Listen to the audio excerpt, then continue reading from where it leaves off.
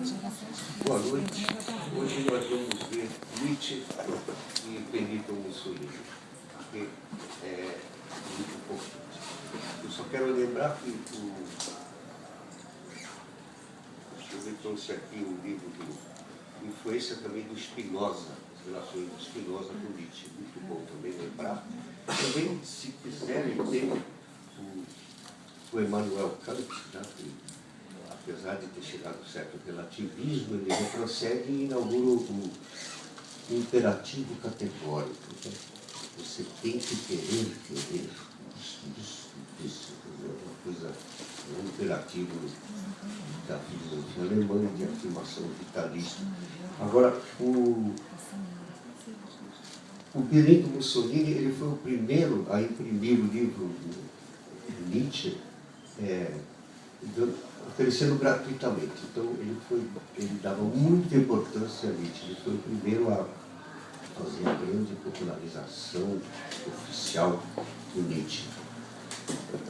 A verdade é que a irmã do Nietzsche, que tinha feito uma experiência já pré-nazista no Paraguai, ela adulterou o livro final do Nietzsche. Então, um aspecto, se fosse uma ênfase racista e tudo, enfim. Mas o importante é que, de novo, o bolchevismo nasceu de uma mentalidade cultural e inaugura, segundo Mircea Eliade, que, aliás, nas obras completas dele, publicadas aqui, faltam as religiões ateias, de Nietzsche, Marx e Freud. Mas, enfim, o Mussolini, ele era membro do Partido Comunista da Itália.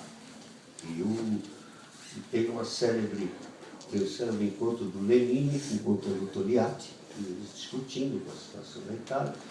E ele disse, não, tudo bem, mas aqui só tem intelectuais, onde é que está aquele jovem ativista maravilhoso, líder, nato? O camarada Lenin, infelizmente, ele mudou de posição e inventou o fascismo. Então, ele vem do bolchevismo, Benito Mussolini. E o que eu vou dizer, o que mais importante aqui nos interessa, porque estamos nas relações culturais, a influência de Nietzsche é total.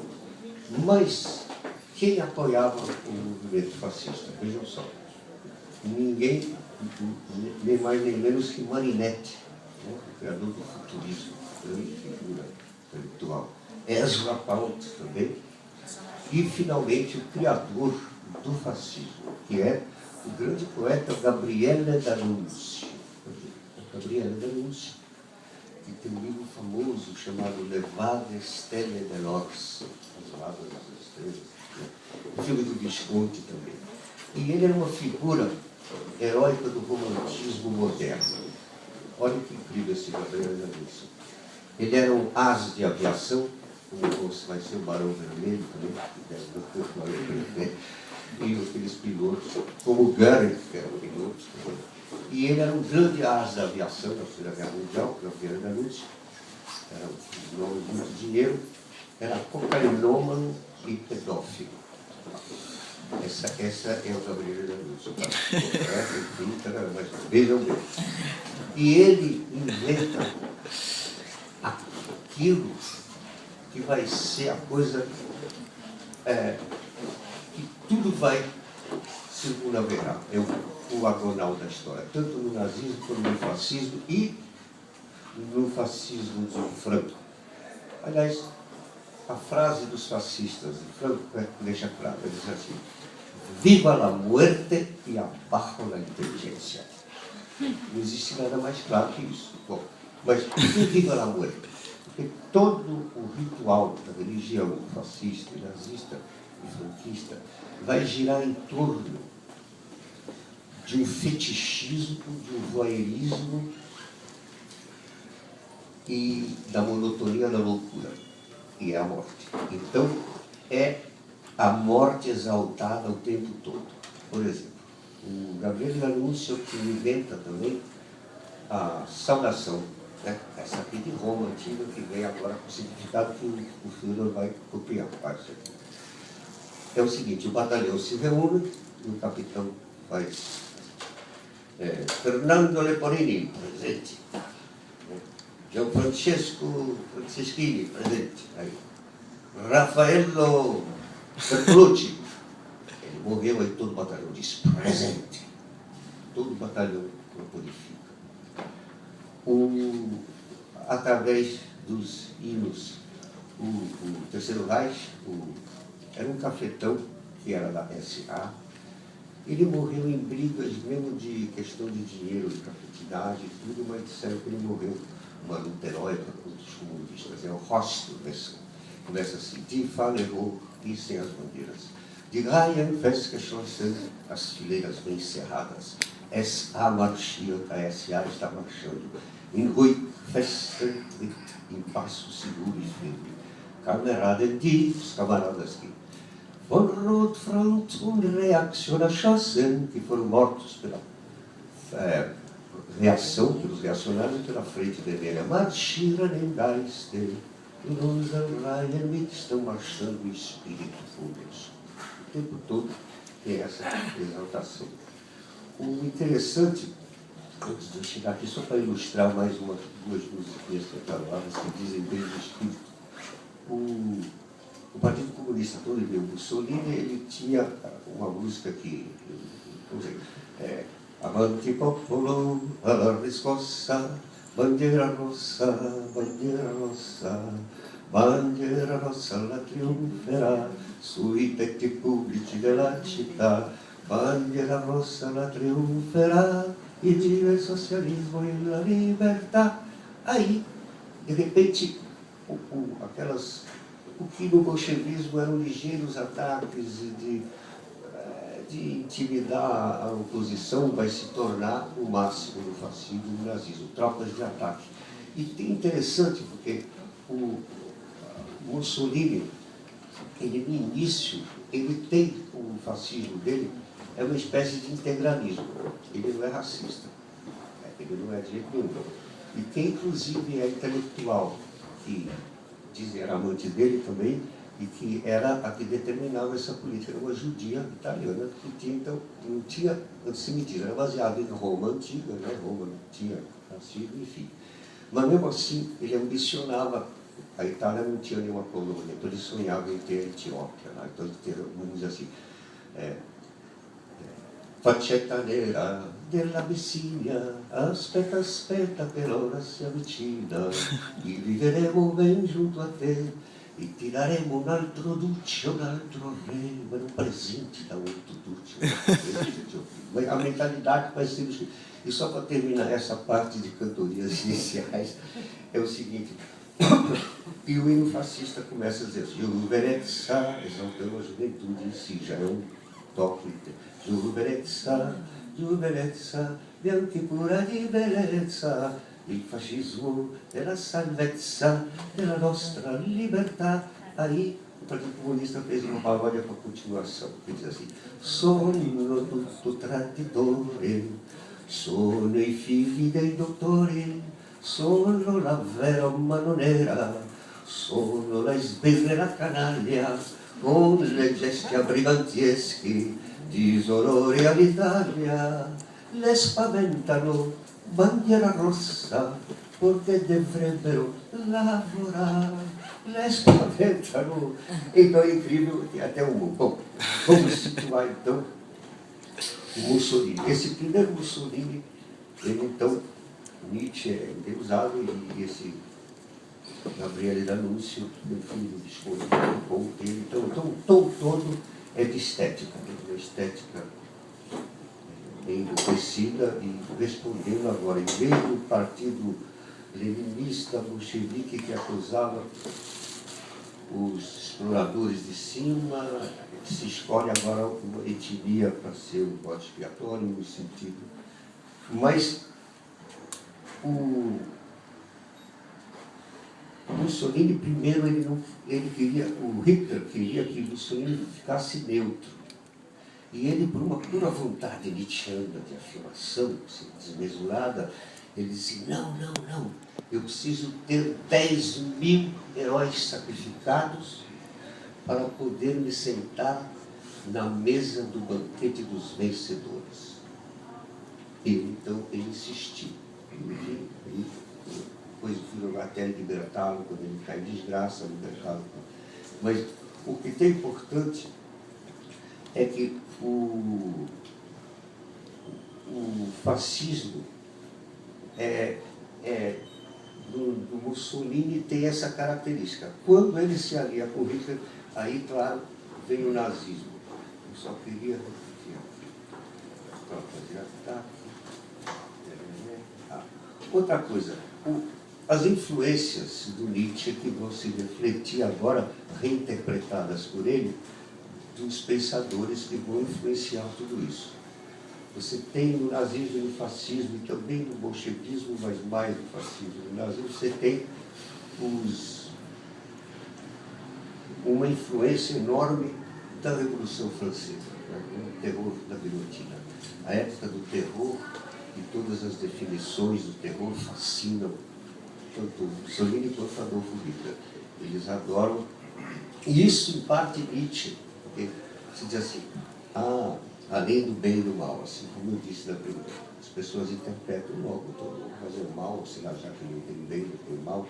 O Dostoiévski está lembrando, se Deus não existe, tudo é permitido. E isso era um pensamento, inclusive, do ateísmo se firmando perante muitas oposições. Então tinha um tom de novidade e outra coisa, o enaltecimento do automóvel. Porque tudo é automóvel e pontualidade. Por exemplo, quem financia todo o partido nazista na sua fase mais crítica, ele teria acabado, é Henry Ford, os automóveis Ford. E o próprio Hitler vai ter seu apogeu com a Autobahn e a Volkswagen. Então isso gera de tudo mobilizar. Então é uma grande investida nas indústrias. E está no livro do Berdyaev, Uma Nova Idade Média, conhecida por todos os aspectos. O que mais aqui? Um momentinho. Outra influência grande, além do terror, é o filósofo Hegel. Esse Hegel, que vai dizer 200 anos mais tarde aquilo que Avicena, o grande alquimista do Califado de Bagdá, já disse. A fenomenologia toda que nós citamos aqui, a concepção da história, a fenomenologia do espírito, o Zeitgeist, essas coisas que... E o Zeitgeist agora era da erupção de Wotan. Então ele tinha tudo assim.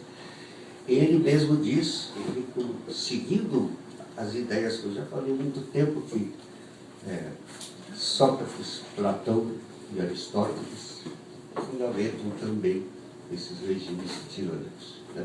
Eles tinham horror da ágora, da democracia, que era uma invenção, eles deploravam, demagogos. Eles diziam que a democracia, Aristóteles mesmo diz, a democracia é o regime de uma porcentagem, uma seria 90%, a maioria, representa interesses locais, mesquinhos, né? E só uma minoria pequenininha pensa em ideias, mesmo assim eles podem ser comprados. E o pior é que existe um personagem, esse vai onde o vento soprar, que é o demagogo. Então, estou desprezo pela democracia. O próprio Sócrates, bom, eu sei, mas veja que perigoso eu sei, mas não pode. Está certo. Mas aí Sócrates pergunta, você, através de Platão, mas vocês elegeriam um capitão do navio no meio da tempestade, saber qual é que eleger? Não tem que ser aquele que sabe, né? Então, ele diz no próprio punho que a república dele é governada por reis filósofos ou filósofos reis. Tem uma coisa bem, né, aristocrática. E na República de Platão, se tem ideia do Sócrates, Aristóteles vai fazer a cabeça do Alexandre Grande por isso, que o poeta é o maior inimigo da República, porque ele sempre vai ser do contra, vai ter algum problema, aí já vem o ódio diferente. Né? Inclusive é interessante, porque o Himmler, o terceiro Reich estava vitorioso, avançando, só faltava pegar a União Soviética, né? Aí ele perguntou, quem serão os próximos inimigos do Reich? Né? Que já não haverá mais judeus, sexuais, portadores de necessidades especiais, ciganos, todos lutar seus lugares. Ele pensou um pouquinho assim, vão ser 3 tipos de pessoas, os diferentes, os estranhos e os humoristas. Não é fantástico essa categorização? É incrível a ideia de, não é? Mas isso tudo quer dizer muito. E o Hegel, só para finalizar, ele tem aquela frase que é interessantíssima, mas é bom lembrar sempre, porque ele diz que se uma flor atravessar o caminho do Estado, o Estado tem todo o direito e mesmo o dever de esmigalhar a flor. Então, fica bem claro, por favor, se for aqui.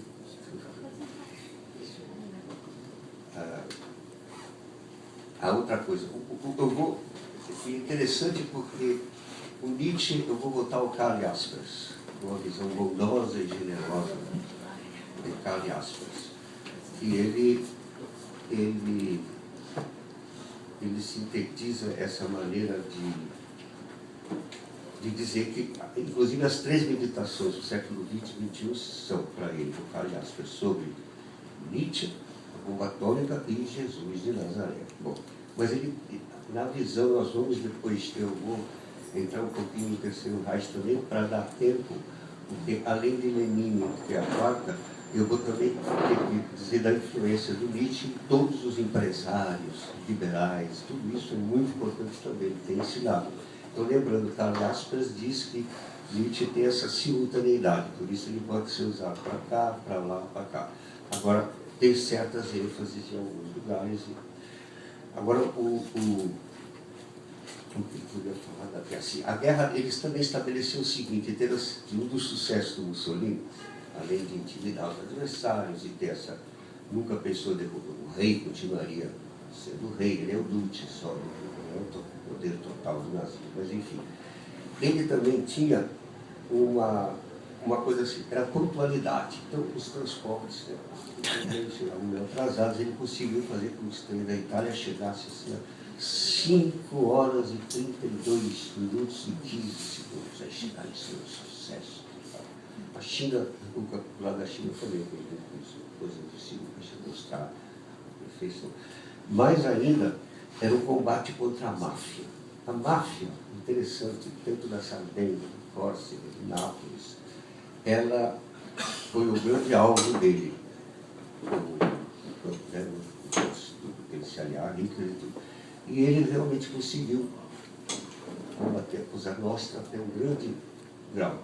Tanto é que é interessantíssimo lembrar isso, tem o general Eisenhower, no desembarque do exército americano em Nápoles. E ele está ao lado do chefe da máfia, que foi um judeu que substituiu Al Capone. Ele se organizou a máfia como se fossem superempresas, as empresas depois copiaram os estatutos da máfia. E ele já está ao lado, tem fotos dele. Por quê? Porque a máfia, sendo anti-Mussolini, apoiou totalmente o levante em Nápoles. Então o exército americano não precisava mandar soldados para libertar em Nápoles. Foram os próprios mafiosos, interessante, em troca do mercado negro de toda a Europa para eles depois da Segunda Guerra Mundial, que realmente se efetivou. Mas, enfim, eram altos negócios de altos níveis democráticos para acabar. Então foram eles que fizeram de tamanha importância essa luta contra a máfia, e a máfia retribuiu, tendo assim feito um levante glorioso em Nápoles. Isso é interessante para iluminar.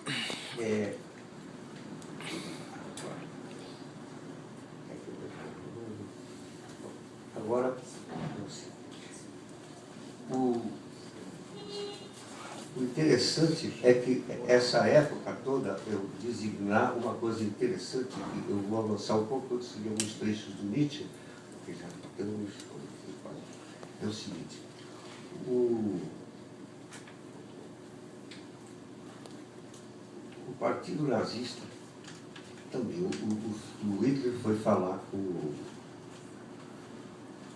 a irmã do Nietzsche ainda, era recebido porcarias e tudo, depois que ela falsificou, alterou, dizendo que é homem. Então, todo mundo sabe, suspeita quais são as coisas que ela adulterou, mas enfim.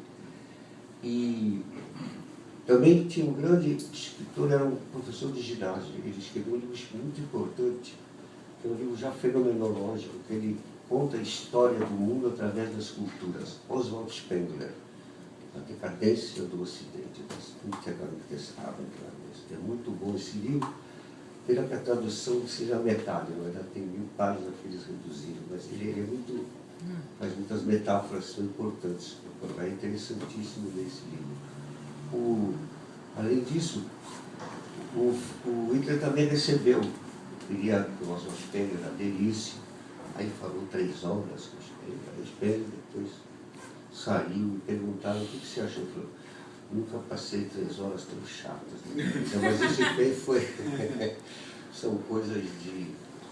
E só uma coisa interessante que eu observei, porque tem um filme só sobre o Hitler que não foi filmado sob os critérios do Departamento de Propaganda. Um raríssimo filme feito, não sei como fizeram, é uma inauguração de um museu de artes arianas, né, que artes modernas, eles vendiam secretamente arte ariana.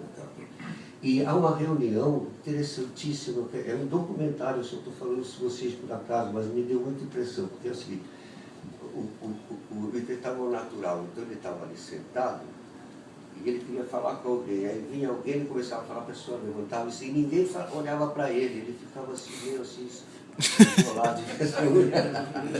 O meu não sei explicar, mas é interessantíssimo. Voltando,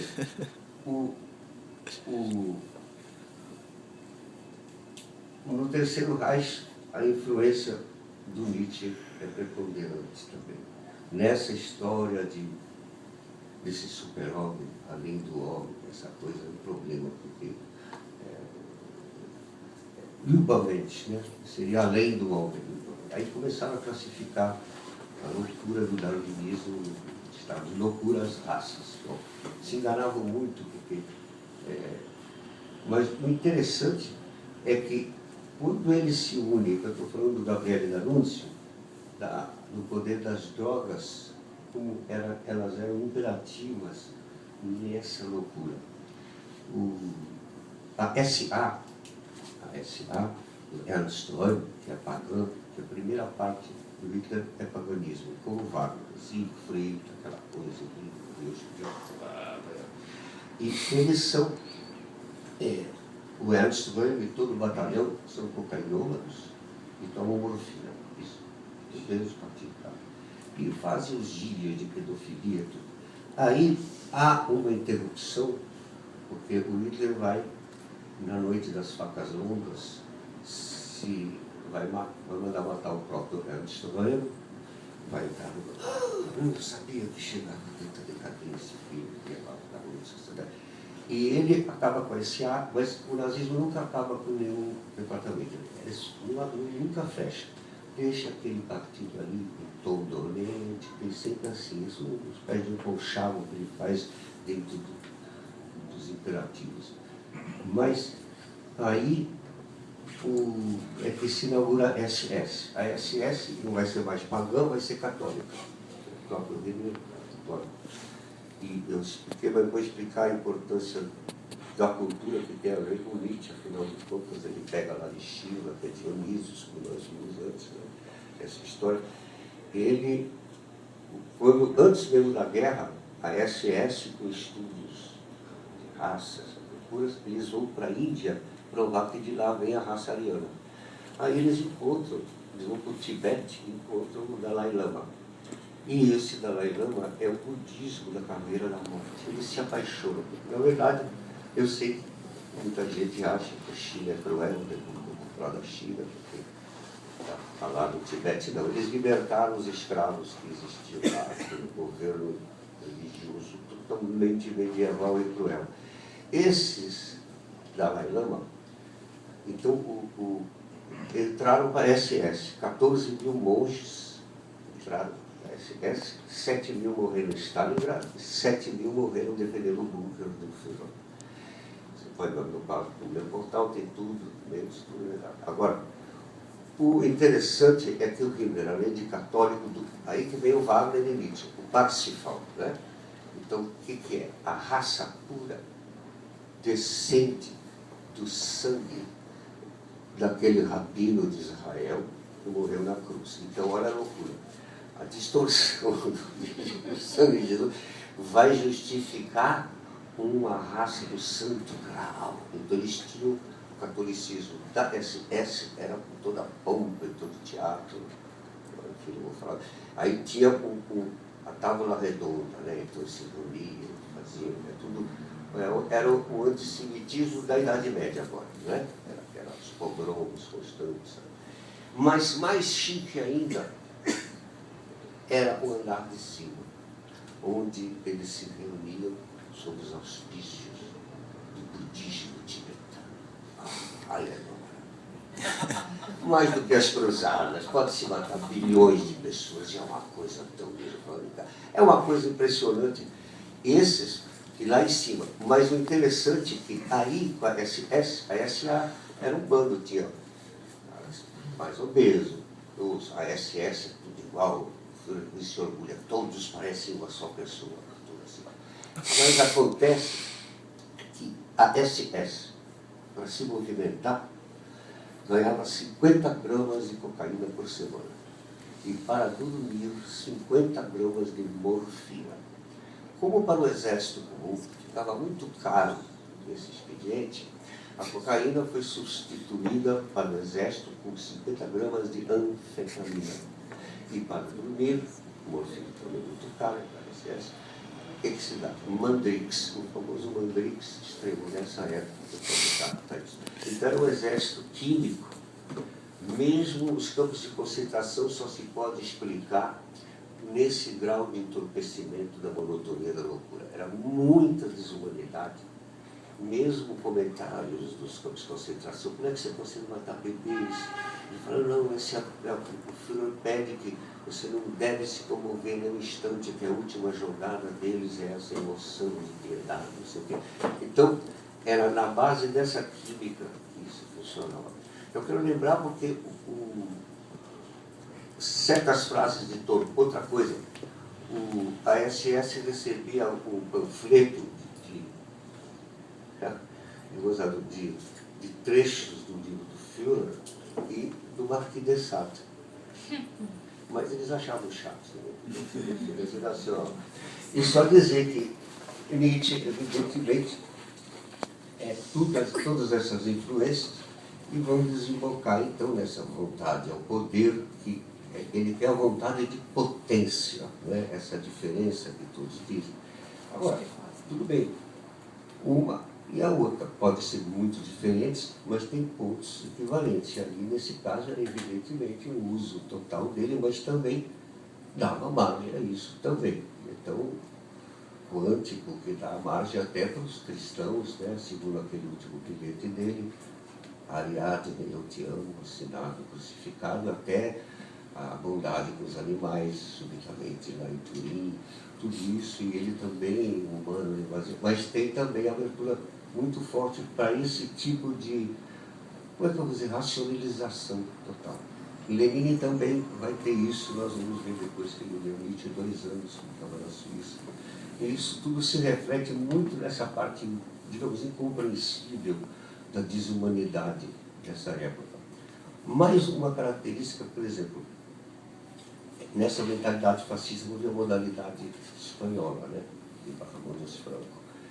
Então, Bahamondes Franco, ele tem um filme Fiesta, mas não é esse Fiesta causando outros, se vocês quiserem acessar, é impressionante. Os oficiais de Franco, lá no Marrocos, o catolicismo dele, do Dedo de Deus, que era ele, venceu com tropas muçulmanas a guerra civil. Isso foi impressionante. Mas eles chegavam e, durante a campanha, eles se reuniam, o exército franquista, os oficiais, aí eles acordavam, eles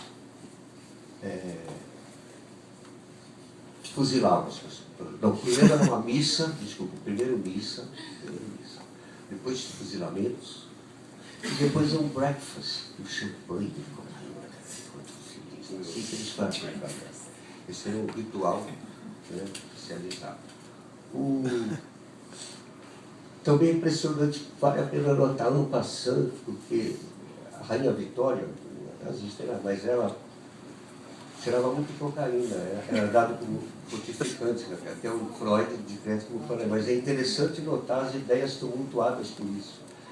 E ela vai dar ordem para distribuir o ópio para as criancinhas da China. Porque na China, até então, os opiários eram terapeutas do adultos. Ela que decreta dar de presente. É como se fosse distribuir crack para todas as crianças do Brasil. Assim que os países ocidentais conquistaram a China.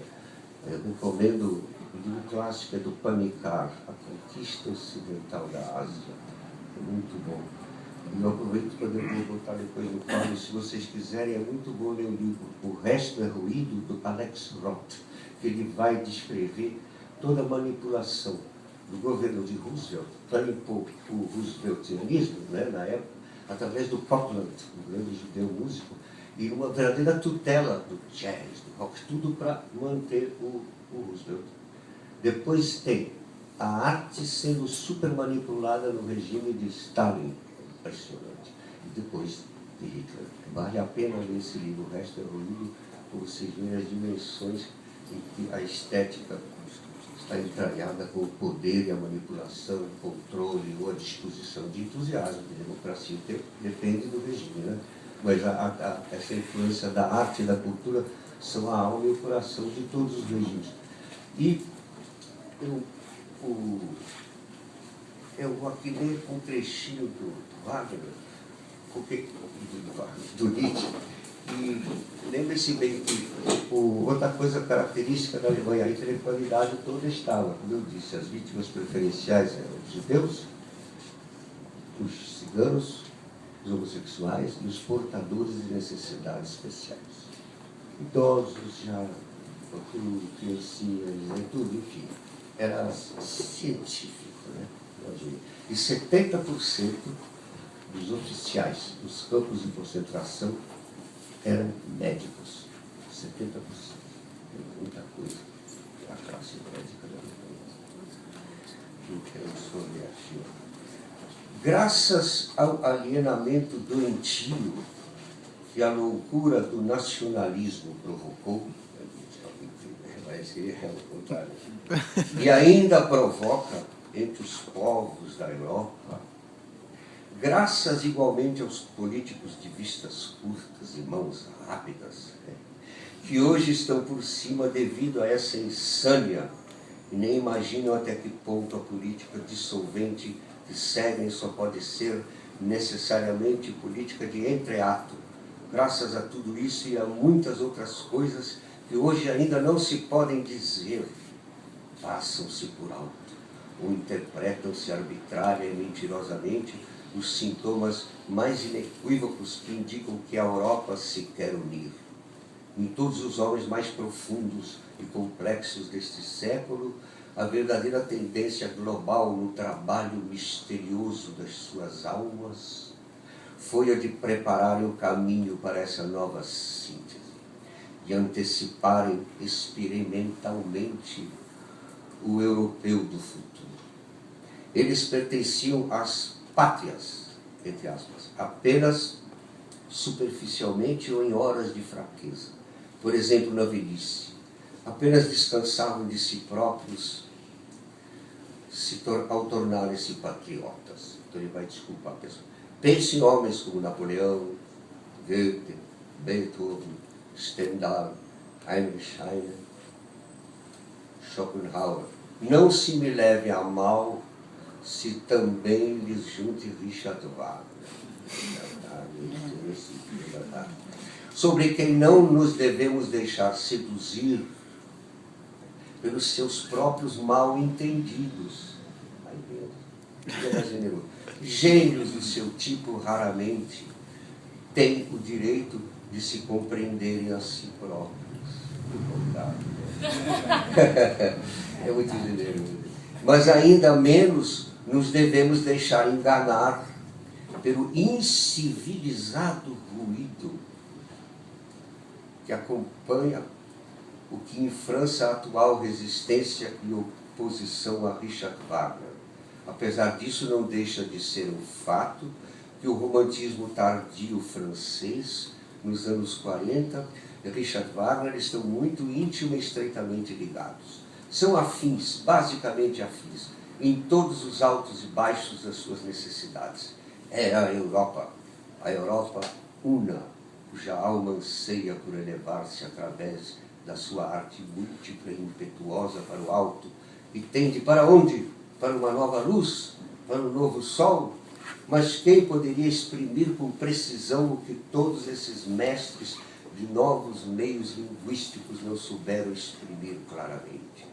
O certo é que eles foram atormentados pelo mesmo Sturm-und-Drang. Sturm literalmente é ataque e impulso, mas Sturm também é tempestade, e Drang também é ímpeto, é um ataque. Que todos pesquisaram da mesma maneira, esses últimos grandes pesquisadores. Todos eles dominados pela literatura, até os olhos e ouvidos. Os primeiros artistas dotados de uma cultura literária universal. Na sua maioria, eles próprios literatos, poetas, intermediários e misturando várias artes e sentidos. Wagner, como músico, é um pintor, como poeta, um músico, como artista em geral, um comediante. Todos eles fanáticos da expressão, a todo custo. Destaco Delacroix, o parente mais próximo de Wagner. Todos eles grandes descobridores no reino do sublime e também no do feio e do horrível. Descobridores ainda maiores no campo dos efeitos, da encenação, da cenografia. Tudo isto talentos para além do seu gênio. 100% virtuosos com inquietantes acessos a tudo que seduz, atrai, obriga, subjuga. Inimigos natos da lógica e das linhas retas, cobiçosas do que é estranho, exótico, monstruoso, curvo, contraditório, como pessoas, tântalos da vontade, plebeus que conseguiram subir e que na vida e na criação se sabiam incapazes de um ritmo aristocrático, de um lento. Pense-se, por exemplo, em Balzac. Trabalhadores, desenfreados, quase autodestruidores pelo trabalho, antinomistas e revoltosos nos costumes, ambiciosos e insaciáveis, carentes de equilíbrio e de prazer. Fantástico. Todos eles, por fim, agora vem, prosternados e ajoelhados perante a cruz cristã. E isso com toda razão, pois qual deles teria sido suficientemente profundo e original por uma filosofia do anticristo? Ele faz propaganda dele, mas está certo. Em conjunto, um tipo de homem superior. Aí que está, esse é o período, homem superior, contra Jesus. Temerariamente audaz, magnificamente violento. Magnificamente violento. Quer dizer, tem razão. Ele exalta as funções, né, do ser humano. Pois é, eu sei. É científico, eu sei. Mas veja bem, mas é uma pregação contra ele, Jesus de Nazaré, e tudo inverteu até o sangue desse cabelo judeu e o outro lá, Narciso. São coisas impressionantes, né? Muito impressionantes. Mas você tem razão. Eu sei, mas eu sou mais contra do que a favor. Então, por isso, não, mas imagina. Mas olha só, é bem claro o que ele fala, o temerário é magnificamente violento, voando nas alturas e arrastando os outros consigo, que primeiro tinha que ensinar ao seu século, que é o século da multidão, o conceito de homem superior. Que os amigos alemães de Richard Wagner meditem sobre se na arte wagneriana há algo de verdadeiramente alemão, ou se ela não é precisamente caracterizada pelo fato de provir de fontes e impulsos supra-alemães, não subestimando o fato de que para o desenvolvimento do seu tipo foi indispensavelmente Paris, para onde no período mais decisivo chamou a profundeza dos seus instintos, e de que toda a natureza da sua atitude, o seu autoapostolado só se pôde realizar em face do modelo dos socialistas franceses. Talvez numa comparação mais sutil se tenha a descobrir a favor da índole alemã de Richard Wagner que ele foi em tudo mais forte, mais audaz, mais duro e mais elevado, do que poderia ter sido um francês no século XIX. Graças às circunstâncias de nós, alemães, estarmos ainda mais perto da barbárie do que os franceses. Pode até ser que o mais notável que Richard Wagner criou fosse para sempre, não só agora, inacessível, impossível de ser sentido e imitado por toda a raça latina tão tardia. A figura de Siegfried, esse homem muito livre, que de fato talvez seja de longe demasiado livre, demasiado duro, demasiado jovial, demasiado saudável, demasiado anticatólico para o gosto de velhos e caducos povos civilizados. Até pode ter sido um pecado contra o romantismo esse Siegfried antirromântico. Ora, bem, Wagner pagou copiosamente este pecado. Nos dias tristes da sua velhice, quando antecipando um gosto que entretanto se tornou política, uma veemência religiosa que lhe era particular começou, se não a seguir, pelo menos a pregar o caminho para Roma. E me perdoa, mas é meu catolicismo da SS. Para que não sejam mal compreendidas estas minhas últimas palavras, quero recorrer à ajuda de alguns versos fortes que denunciarão também, a ouvidos menos apurados, o que eu quero, o que eu tenho contra o último Wagner e a música do seu Parsifal. Aí ele fala um poema assim: será isso ainda alemão? Veio de coração alemão esta guincharia sórdida? Será de corpo alemão esta autodescarnação? Será alemão este abrir as mãos sacerdotal? Esta excitação dos sentidos com perfumes de incenso? E será alemão este excitar, precipitar, cambalear, este indefinido bim-bam-bum-lear-se? Estes olhares de freira, este badalar dos sinos do Ravel? Toda esta falsamente extasiada contemplação dos céus e sobrecéus? Será isto ainda alemão? Refleti, ainda estais à porta, pois o que eu vis é Roma, a fé de Roma sempre. Ele tinha muita raiva. Isso mostra bem a ruptura, mas era uma ruptura de nuances dentro das coisas, porque a SS vai endossar o catolicismo. Uma coisa, quando ele fala da França, onde Wagner foi pegar, eu recomendo a Hannah Arendt, todos os tomos das origens do totalitarismo. Muito tempo ela fala do antissemitismo na França. O general Pétain e a França eram muito antissemitas, muito. Vocês sabem que a Gestapo ocupou a França e o Vichy foi quase um aliado, mas o de Gaulle salvou as aparências e tudo bem, teve resistência, vocês sabem, não é todo mundo, mas muitos eram a ligação de Paris, chocou os parisienses e tudo. Mas a Gestapo pedia que mandasse meninos judeus e meninas a partir dos 16 anos para eles. De repente mandavam bebezinhos, 1, 2, a França. Aí foram falar, a polícia do Pétain, e ele disse, não, nós estamos fazendo a nossa própria profilaxia.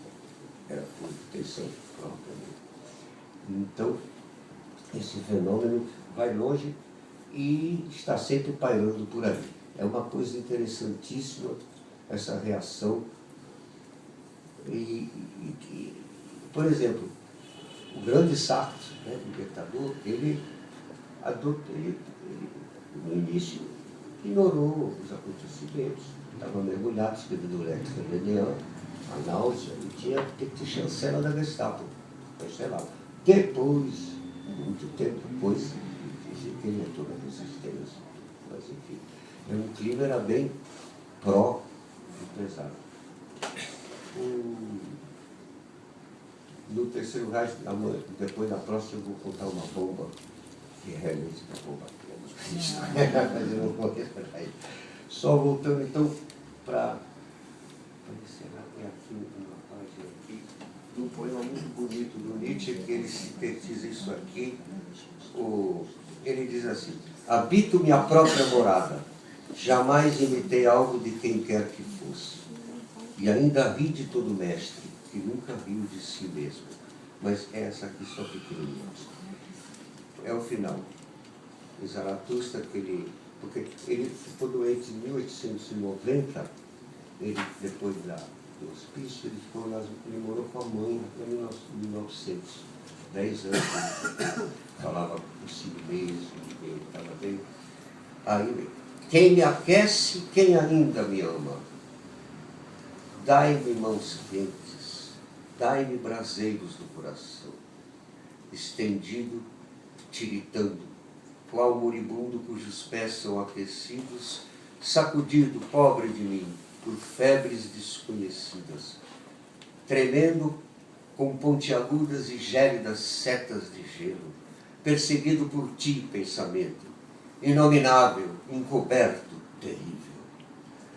Ó caçador oculto atrás de nuvens, fulminado por teu raio, ó olho sarcástico que me fita das trevas, eis-me prostrado, dobrando-me, torcendo-me, atormentado por todos os eternos suplícios, ferido por ti, o mais cruel dos caçadores, ó Deus desconhecido. Foi-se embora, até ele fugiu. É o final do... E vocês, eu acho que vamos falar mais um pouco porque essas visões do Nietzsche e outra coisa mais impressionante, essa importância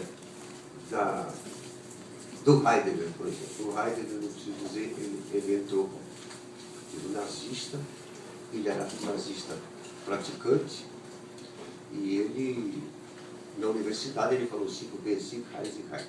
Mas o interessante é que ele estudou fenomenologia com Stanley Max Scherer, os alemães. Ele dedica o Sein und Sein para eles, no primeiro volume. Quando ele vira nazista, ele tira a dedicatória. Quando ele se torna novamente que ações democráticos, tem o Alho de Hannah Arendt, que foi a morte dele, e ele coloca a dedicatória de novo. Ele não tem muitos problemas de... ele estende a simultaneidade de Nietzsche à nossa mais extrema atualidade de hoje. Na década de 50 já, não vou repetir, mas é interessante que isso é Nietzsche. Ele já declara que a metafísica acabou e tudo será informação da tecné e da ciência, que realmente é. Nós vamos repetir, mas é bom sempre repetir. A filosofia hoje, ela bebe duas fontes. Todas as duas linhas absorvem as notícias científicas e tecnológicas. Uma delas, e são minhas palavras, mas é o sentido. Quem sabe possamos contrabandear alguns fundamentos do humanismo para o novo sistema nervoso. Eu espero que sim, essa é uma linha. A outra diz, não, é impossível, a priori, isso é científico, já sabe sinal que está perdendo, então nós estamos nesse linear de pensamento. E é impressionante. A Idade Média, de novo, né? De novo, é a política que é fenomenal. Quando, então, hoje... Fórum de Dionísio, a gente sempre chega lá, né? Sempre, isso que sempre, volta. Né? Bom, na Idade Média você tem dois gênios que são pré-fenomenólogos, que é o Jacob Böhme e o Meister Eckhart. Os dois já têm a simultaneidade, Jacob Böhme. Tudo que está dentro do círculo também está fora dele. A elipse, né? Elipse, o tempo todo tem essas... Né? Agora, e o Heidegger, não sei se você... É interessante a reação dele, que ele tem contra Jesus de Nazaré, porque o dizer dele, outro que é mais do que real, né? Essa última coisa daquele menino da CIA que falou, da National Security Agency, né? Então o Heidegger já diz, em década de 50 ainda, em breve, através da cibernética, agora que era muito bebezinha a cibernética, mas já tinha tudo, viveremos num planeta em que todos serão controlados e controladores, simultaneamente. Então, já se aproxima essa era de novas vantagens. O Facebook, o Instagram é bastante isso. Exatamente, tudo é um instante. E as emoções também, o que demorava 10 anos, acontece em 10 meses, sei lá, 10 dias. Então, É verdade. E a emoção também. Por exemplo, na China, caiu um negócio lá, morreram 50 chineses, profundamente lamentável, mas 50 chineses, você fica comovido com 50 chineses. Mas se você fosse pensar, tem 1 bilhão e 300 milhões de chineses, 50 não são nada, mas não é isso. Pela emoção na internet, você quer direitos humanos o tempo todo. É interessante mostrar essa tenacidade nietzschiana, anticristã e militante do nazismo, devoto Heidegger. O Jung também foi, né? Eu lembro a desculpa dele, o que você achou da segunda? O que foi o nazismo? Foi a erupção do arquétipo de Wotan. Elegante, né? Agora, o próprio Heidegger, ele foi obrigado, eu sei que eu falei isso, mas vale a pena repetir, porque tem a ver com Nietzsche. É o seguinte, a única entrevista que ele deu, que ele dava entrevista. Aliás, é interessante a fenomenologia dele, que os alunos não podiam nem escrever, porque o ruído da caneta perturbava, ele só falava. Não, isso agora, hoje em dia, os professores, eu sou uma diferença, mas enfim. Ele deu uma entrevista, foi obrigado, então os jornalistas novos se aproximaram dele e perguntaram as afinidades que ele tinha com o Jean-Paul Sartre, né? Que é uma ser em tempo, tem um ser no nada, fenomenologia. Né? Aí ele ignorou, falou, quem é esse jornalista sensacionalista? Não conheço, não, acho que eu ouvi falar, né? Jornalista sensacionalista. Mas o interessante é a resposta dele, e a entrevista só foi essa pergunta e essa agora. Sr. Heidegger, o que o senhor acha da bomba atômica? Ele perguntou, a primeira ou a segunda? Aí ele falou assim, todo mundo sabe qual foi a primeira. Eles perguntaram, mas a primeira ou a segunda? Aí eles perguntaram, mas qual foi a primeira, Sr. Heidegger? Todo mundo sabe, foi Jesus de Nazaré. Encerrada a entrevista. Então, para ele é tão, entre aspas, meditando no Nietzsche e tal. Então, são modificações da alma muito importantes que se reflete o tempo todo. E nesse livro do Alex Roth, O Resto é Ruído, é impressionante. Não é nem manipulação, é manipulação no sentido, por exemplo, que expressa a vontade do Estado de Roosevelt, né? Graças a Deus que Roosevelt estava a favor de entrar na guerra, então Harvard o obrigou, mas enfim, ele tinha que se apoiar numa propaganda que ia, inclusive, incluir o Partido Comunista, o Falkland era do Partido Comunista. Então ele foi entregue à liderança de toda a cultura e artes para fazer a alma e o coração da época toda do Roosevelt. Né? E é interessantíssimo aqui nível, isso é uma democracia, né? Estados Unidos, numa alta, nem vou dizer manipulação, não, num alto utilitarismo dos artistas, e inclusive irradiando, forçando em tudo que é tipo de mídia, cinema, rádio, televisão não existia, shows, o tempo todo a importância da arte para as democracias e para o Roosevelt. Depois tem o Stalin é impressionante, vocês imaginam a coisa, a importância total. Tanto que Stalin tem no livro Milovanji, das conversações com Stalin, ele proibia Dostoiévski, mas só ele lia Dostoiévski, para conhecer a profunda natureza do livro. É fantástico. Então, e também depois a manipulação durante o Reich do Führer. E uma coisa muito interessante, o nazismo ele é tão avançado, absurdo e dadaísta aplicado à política imediata, no extermínio do semelhante, e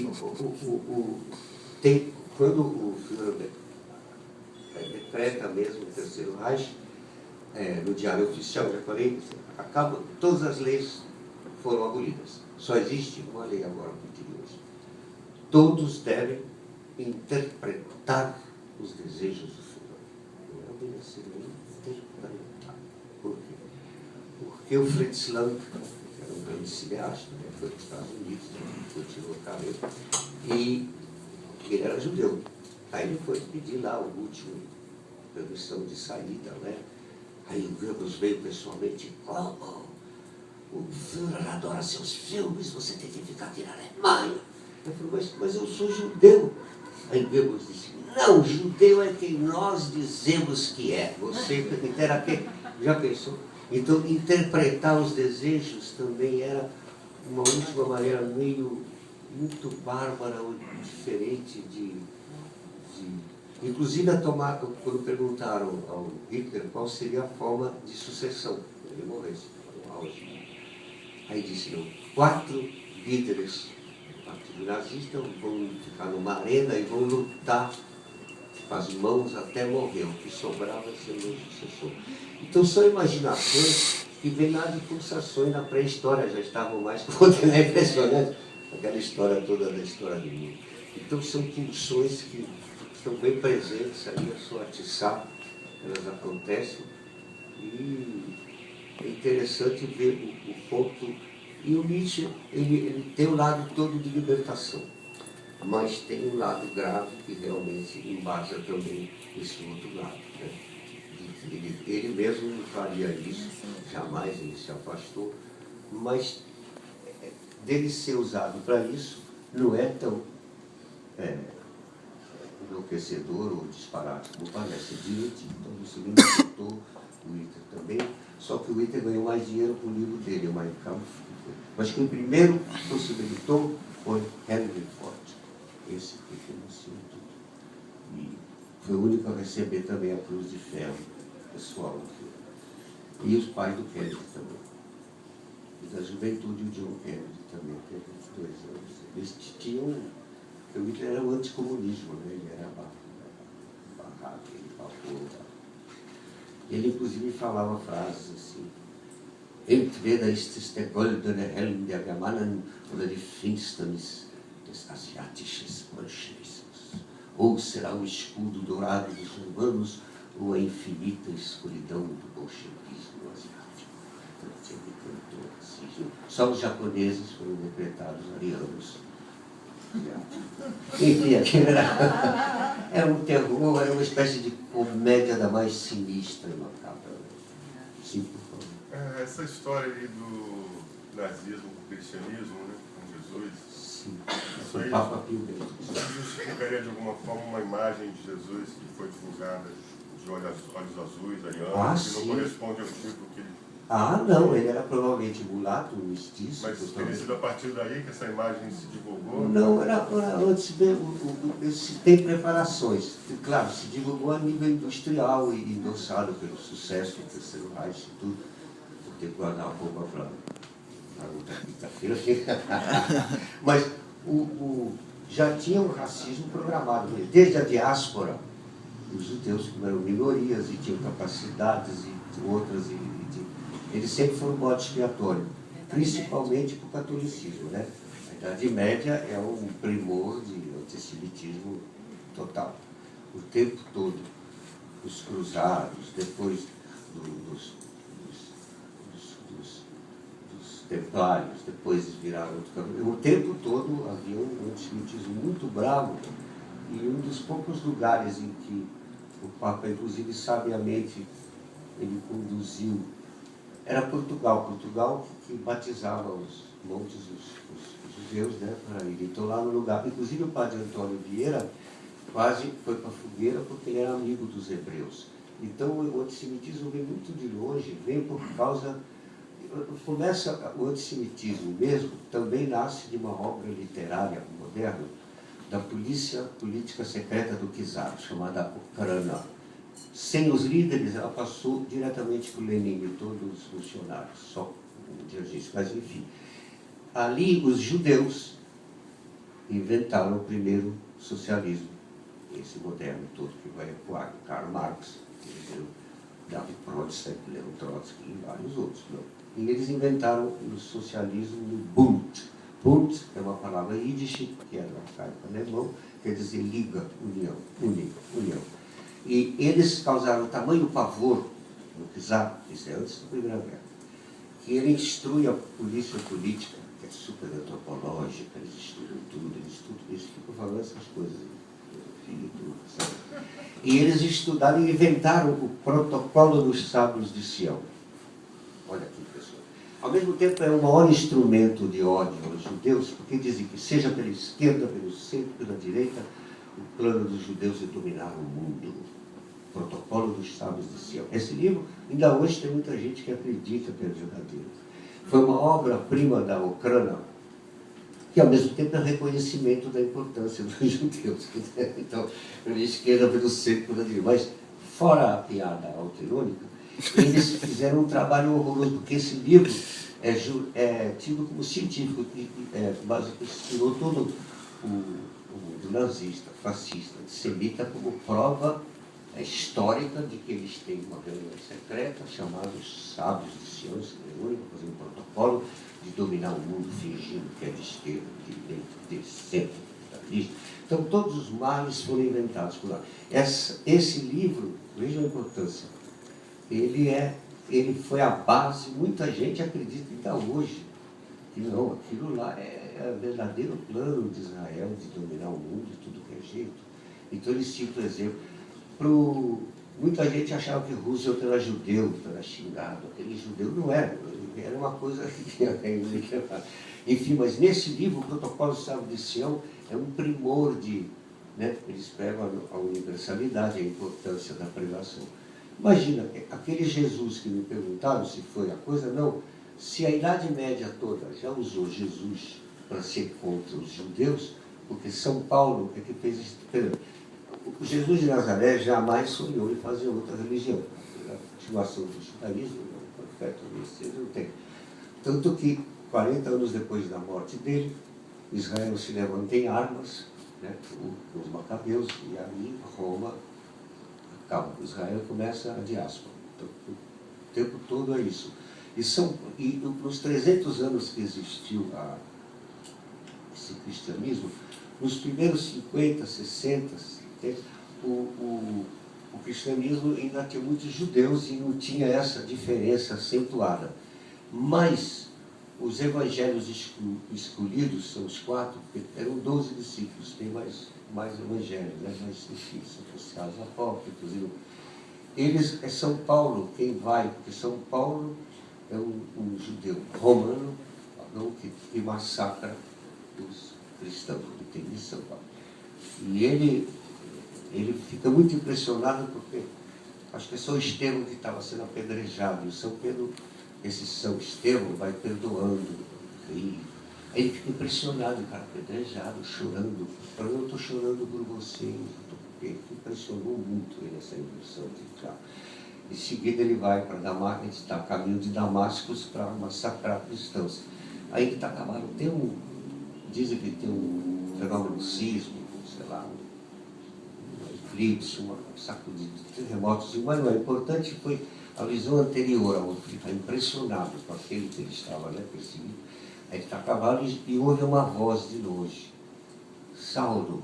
Aí ele se volta, não vê ninguém, e a voz já batiza ele, Paulo, por que me persegues tanto? Esse perseguir já é de novo a simultaneidade, né? Eu persigo você para bater e matar, eu persigo você por amor. Então, ele ali desce, se dedica, então passa. E ele que instrui para os gentios, ele acentua esse.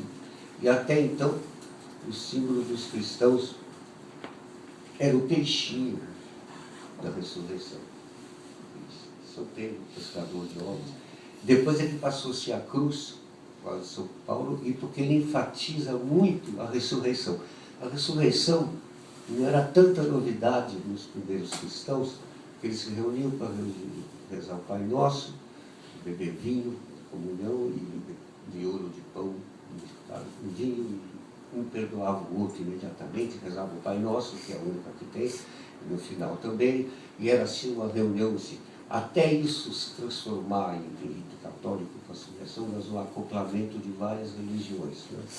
De Ísis, a deusa dos egípcios da morte, vai virar Nossa Senhora. No cristianismo não tinha mulher, né? Inclusive Mira de Migdal, Maria Madalena, mas Nossa Senhora, então, porque para Roma precisava. Então, tem as vestais, que são as primeiras freiras, que já são virgens.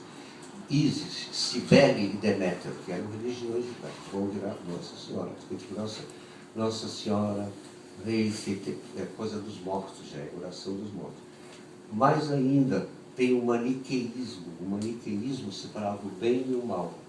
E também tinha um grande eleitorado, então tinha que contentar também. Como se fosse um bloco de apoio do presidente, né? Um bloco daquele partido. Então tinha um partido dos maniqueístas, então tinha que votar no catolicismo. Então o maniqueísmo era muito difícil, que era o bem e o mal muito separados. Qual o jeito?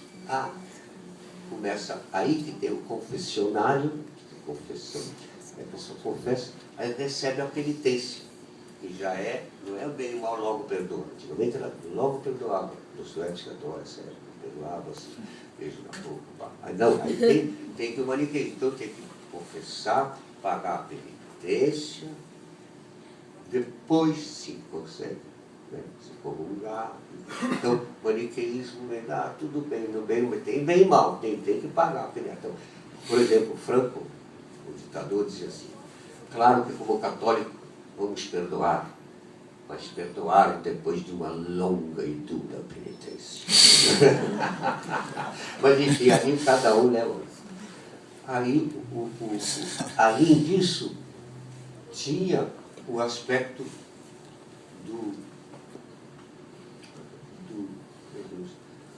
do mitraísmo. Essa mitra, que se chama mitra, todo o mitraísmo é a religião da Pérsia, de novo, como Zoroastro, que inspira Zaratustra, que é Arimã e Hormuz, o mal e o bem que nunca ganham.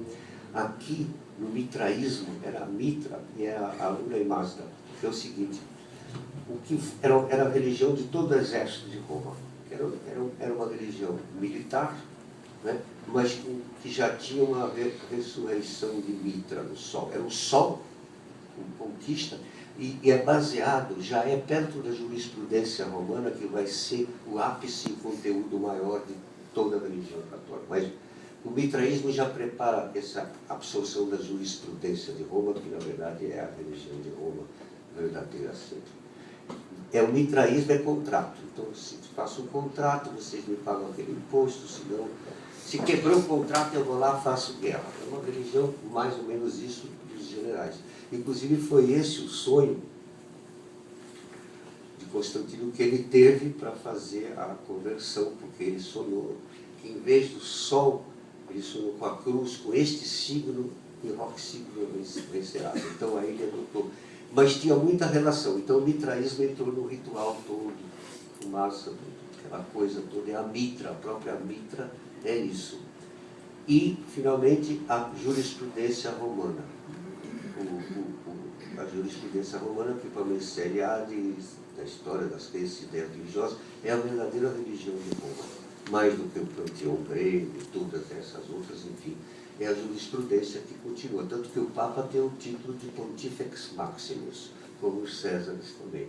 Ele é o juiz máximo. Então, a jurisprudência que manteve a Roma até agora, com as últimas notícias do Papa Francisco, né? Com todas as notícias simultâneas, essa simultaneidade nietzschiana.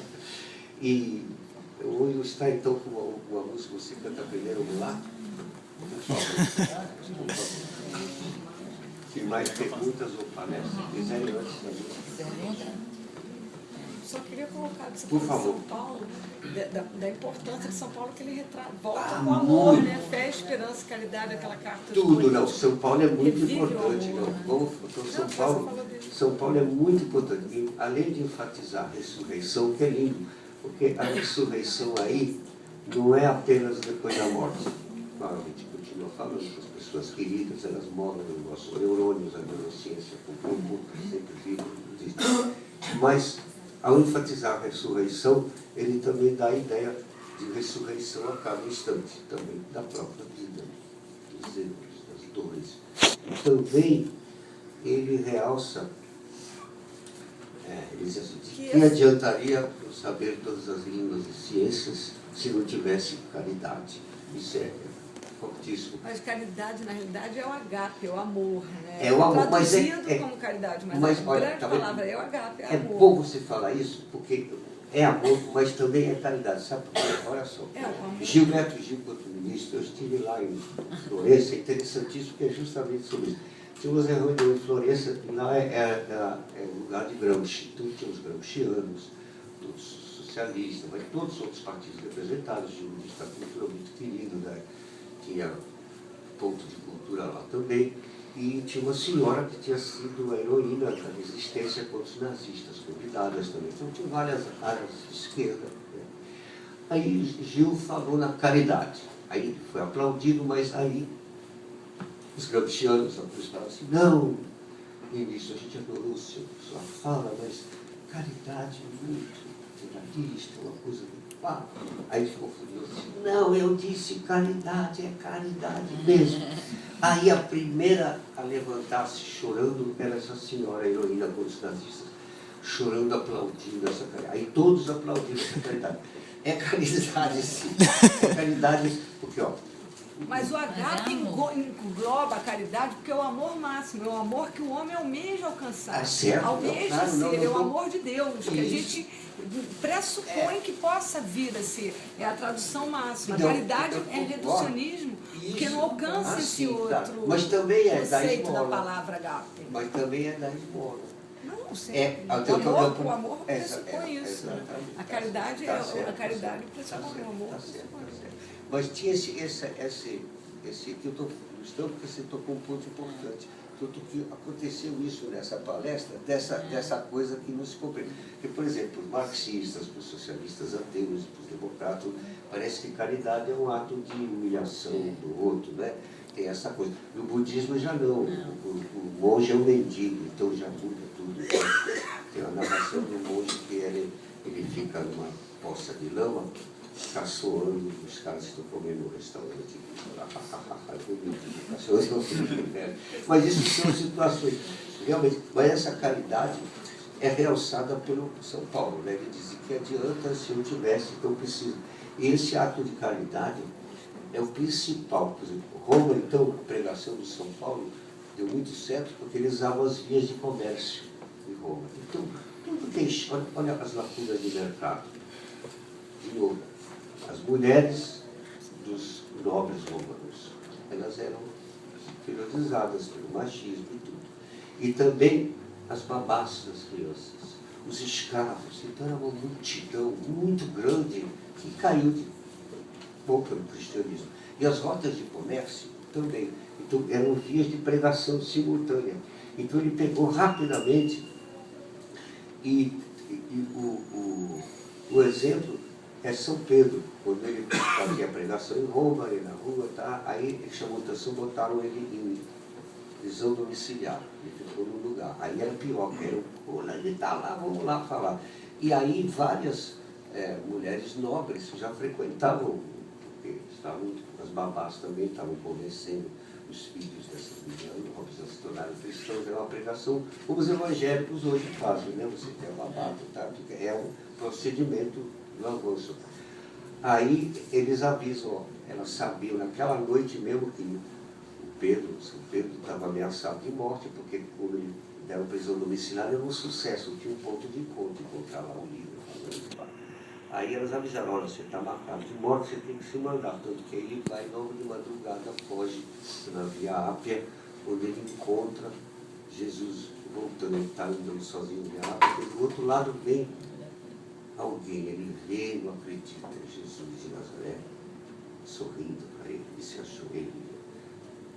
Aí Jesus passa com pelos cabelos e fala, não, está tudo bem, fique calmo, Pedro. Mas ele, onde você vai, mestre? Aí Jesus diz, sem criticar, usado que não tem chantagem emocional, mas tem uma emoção absoluta.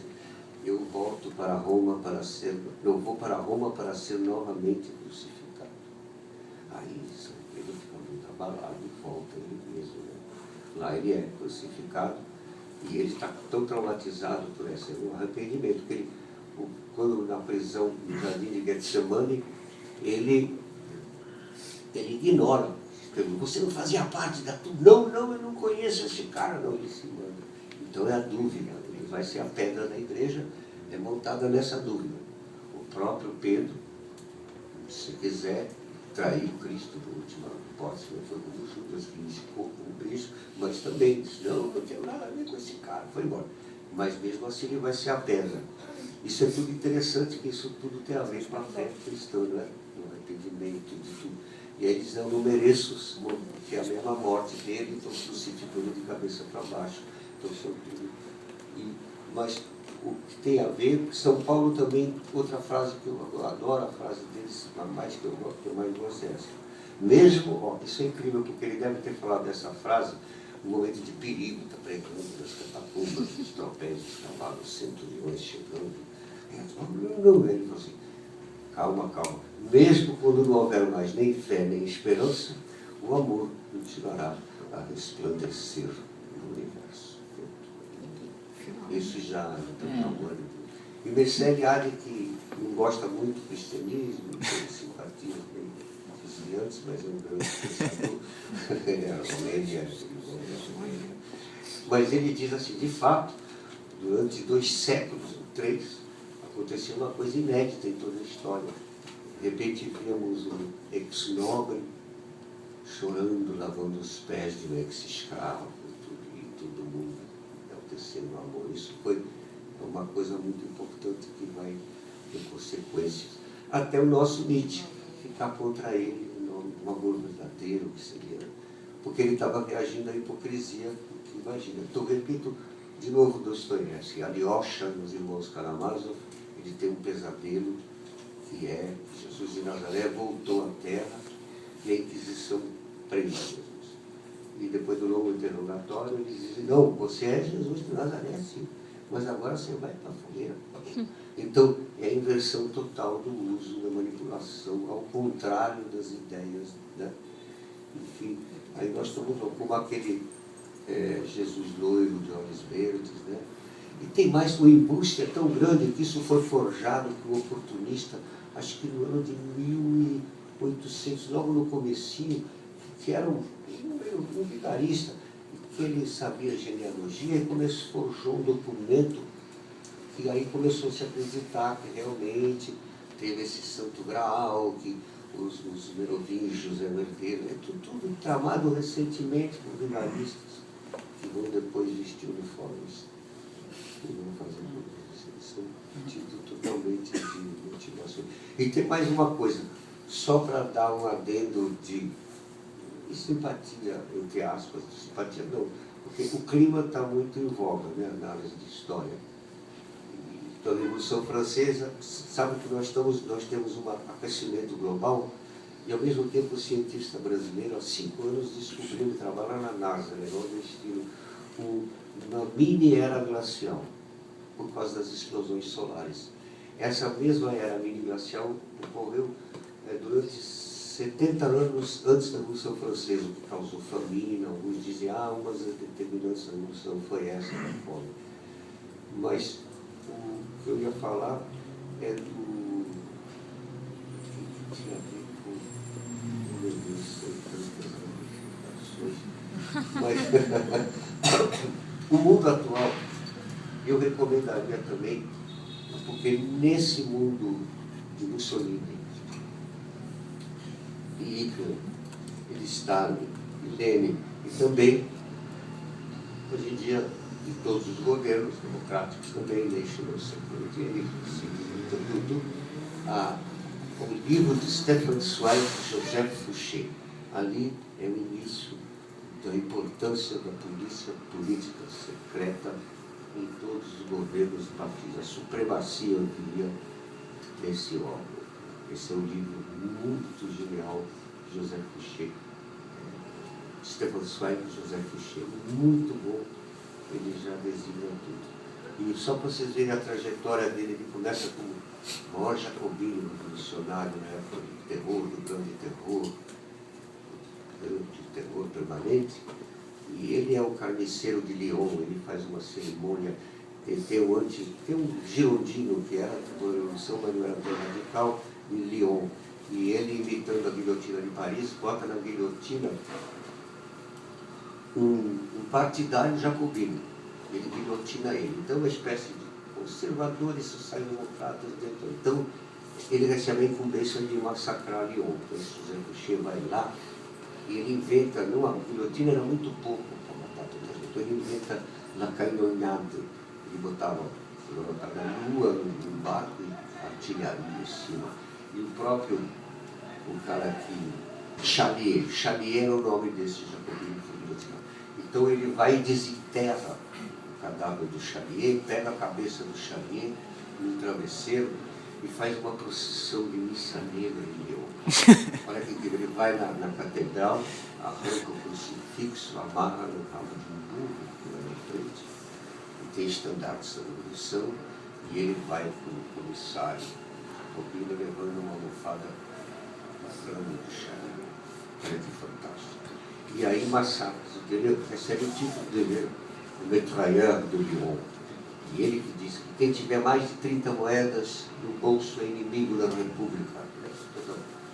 Agora, ele, na hora que Robespierre cai, que uma longa história que ele não precisava ter caído, ele veio o diretório. Aí todo o capitalismo, porque a primeira parte é comunista, depois vai florescer abruptamente todo o capitalismo que tinha também inserido já nas ideias da Revolução Moderna Francesa.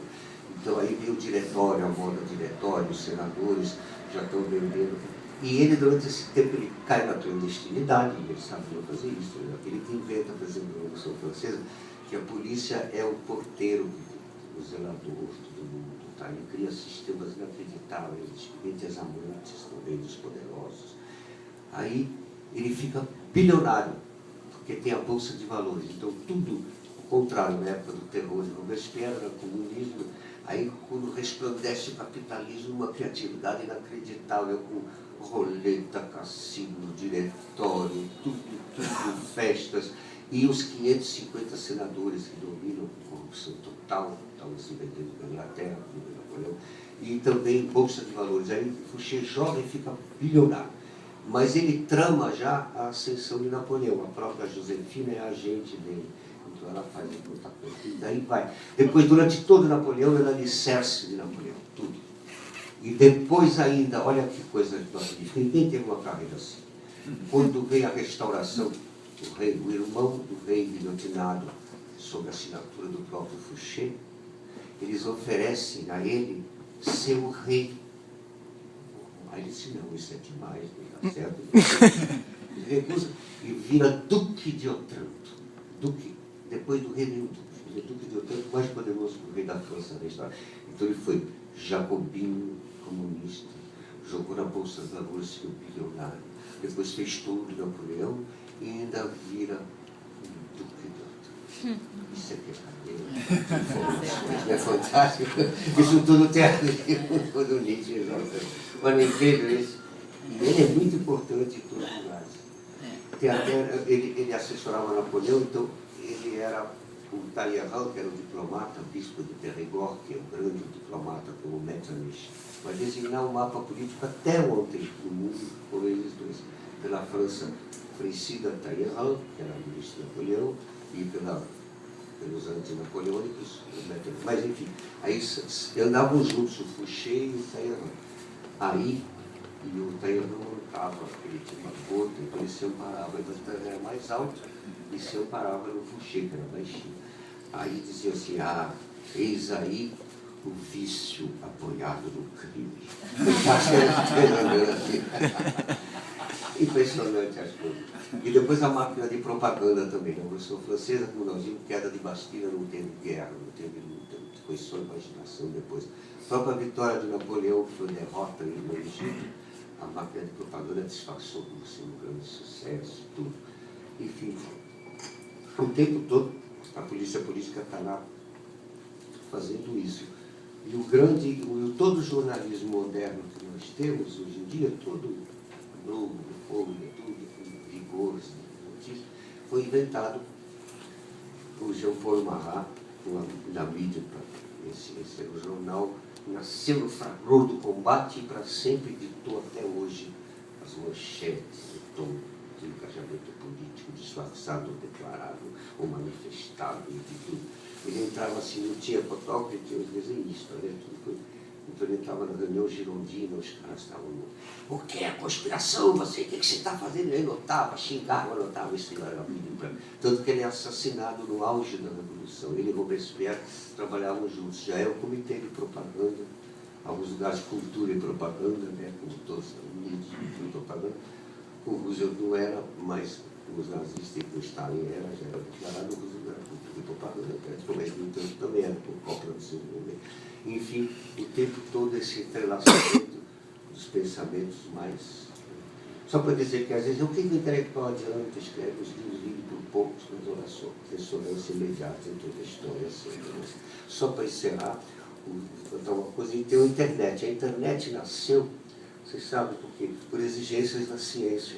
Então, por exemplo, os arqueólogos descobrem uma tumba, aí querem saber como era o céu naquela época, tem que saber também aqui. Então, uniram-se todos num fenômeno inacreditável hoje em dia. Tudo isso que eu falo de história, os cientistas antigamente eram um grupinho de 3 seguravam o segredo.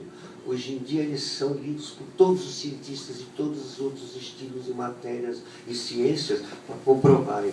E ao invés de uma novidade muito custada que sai 1 milhão por segundo.